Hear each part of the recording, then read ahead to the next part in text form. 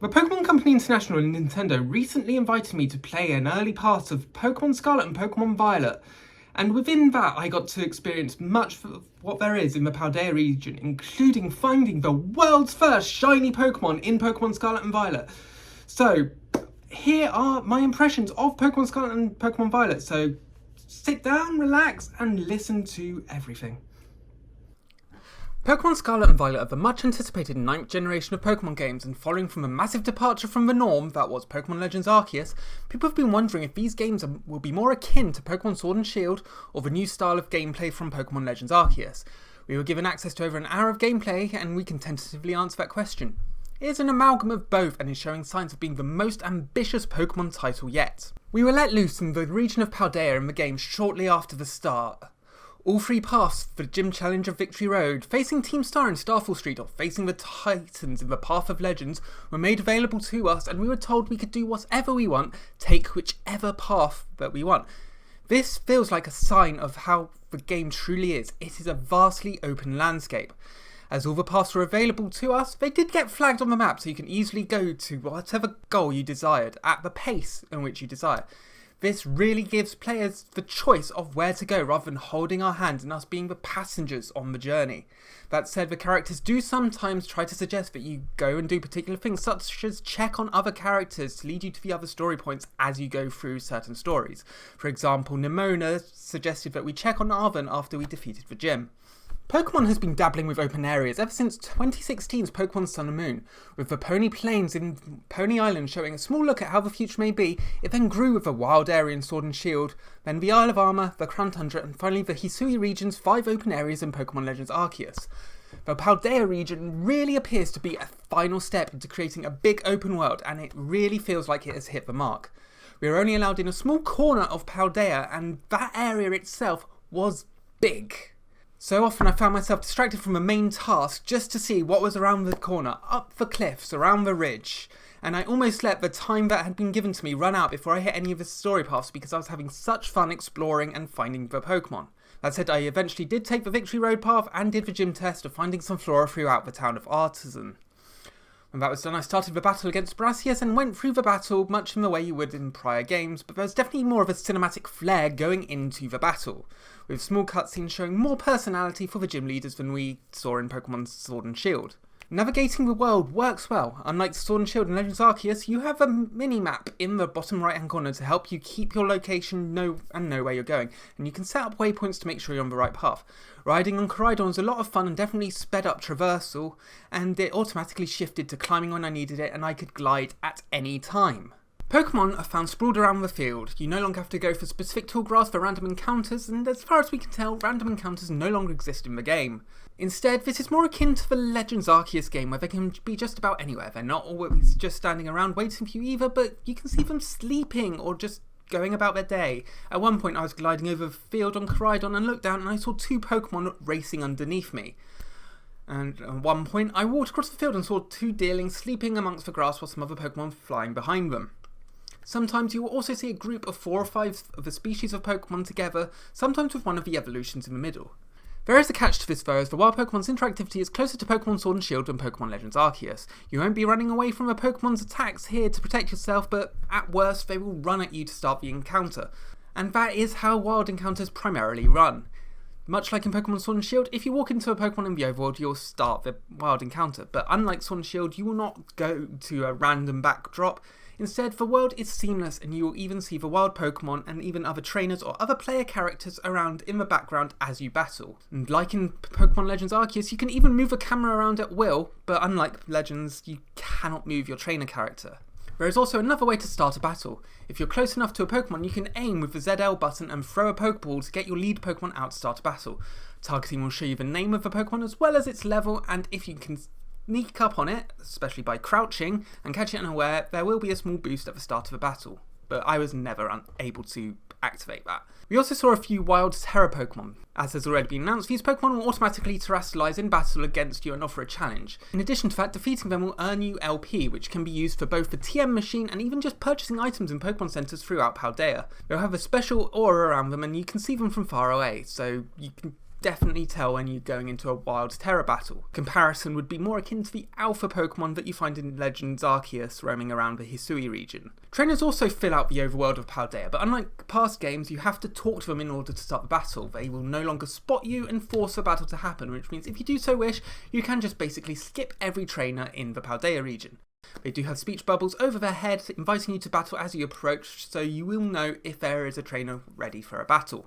Items will also fill out the overworld, and you can see them from far away with various auras shooting up into the sky. You'll have a red aura for standard items and a golden aura for TMs. There are also some hidden items. This helps the overworld feel more densely packed, so you won't go far without seeing something. Another change to the prior traditional main series Pokemon titles, but following on from Legends Arceus, is that the time of day and weather are no longer tied to a real-time clock. Instead, Pokemon Scarlet Violet has its own day/night cycle, where there is also another randomised feature in this game taking more inspiration from Legends Arceus than the date-based weather of Sword and Shield. For example, whilst I was playing, as I was approaching Artisan, shortly after it became night, a rainstorm hit, and unlike Pokemon Sword and Shield, the player character was constantly reacting to it. Whilst running through the town, the character was trying to shield themselves and their eyes from the rain so they could still see while running, which is a really nice small touch which didn't exist in the prior Pokemon games.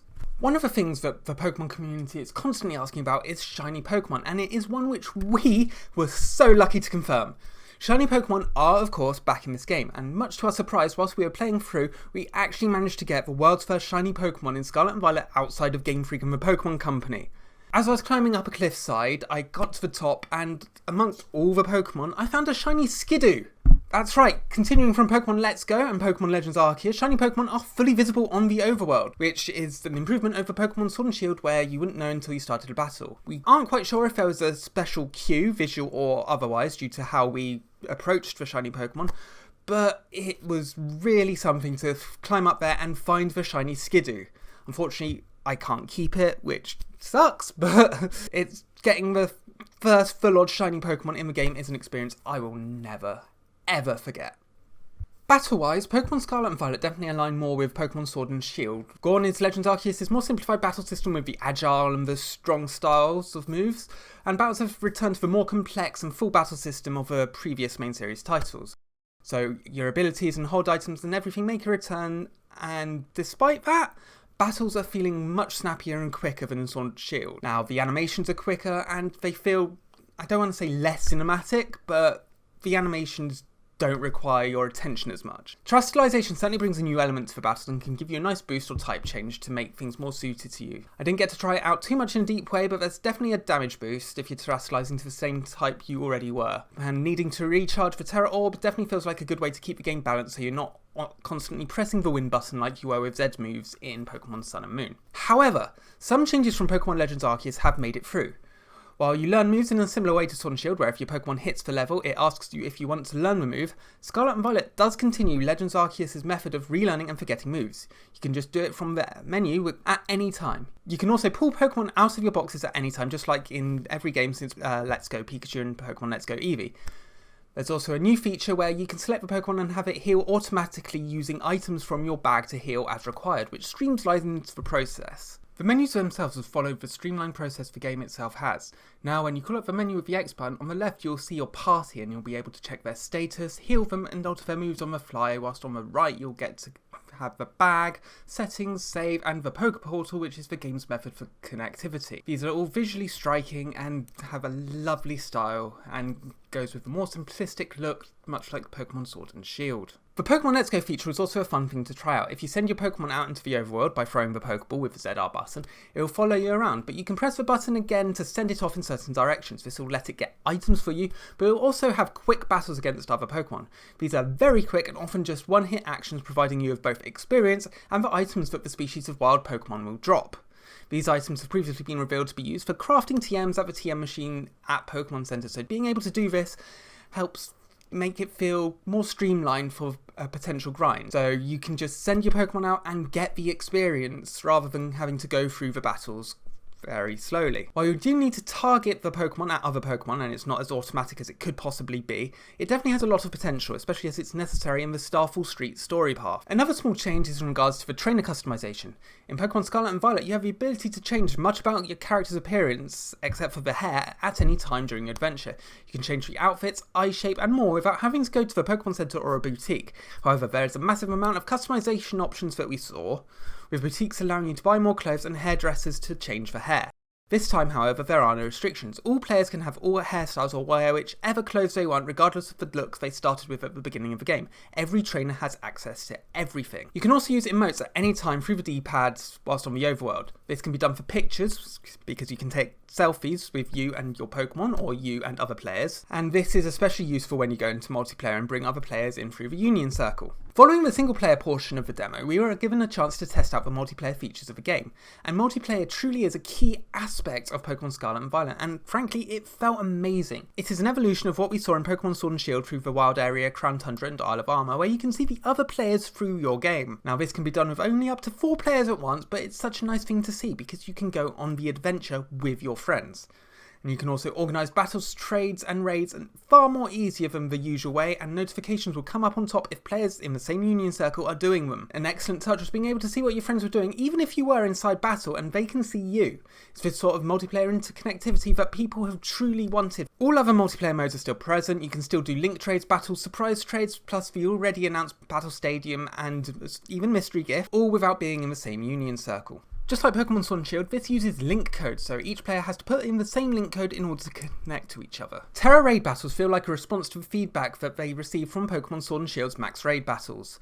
These are faster but are done in a way with the battle system in general. It's still turn-based, but you don't need to wait for other players to make their move in order to do your next one. However, there's still a bit of wait as it's not action focused. Unlike Max Raid battles, there's also no shields to slow the battle down, but there was an element partway through the battle which adds an extra bit of protection. This protection can be done far more easier with moves from terrestrialized Pokemon. All Pokemon can terrestrialize in these raid battles, but in order to access it, you need to have multiple moves hit the opposing Pokemon first. This works as a way to keep the battles balanced. If all players are knocked out at the same time, or the time limit runs out, you will lose the battle. It may have been because this was a different battle system at first, but we actually lost our first raid battle in testing against a 4-star Cryogonal. This is definitely an exciting notion as Max Raid battles lost their challenge fairly early on in Sword and Shield's life. All in all, on first play, Pokemon Scarlet and Violet feels like it has so much potential to be a huge step forward of the franchise. There are so many surprises that have yet to be revealed, and if the potential holds throughout the game, Pokemon may have actually reached its new peak. We are so desperate to play more, to see what else there is in Paldea, and if the full game continues on what the small snippet we have played shows, then it is truly going to be an exciting time for Pokemon fans. Roll on November 18th. And I'd like to thank you all very much for watching this preview. And if you have liked this video, press the like button, share with your friends, and if you haven't already, press the subscribe button. And be sure to follow Cerebi.net on all the social platforms for all Pokemon news. And until next time, see ya!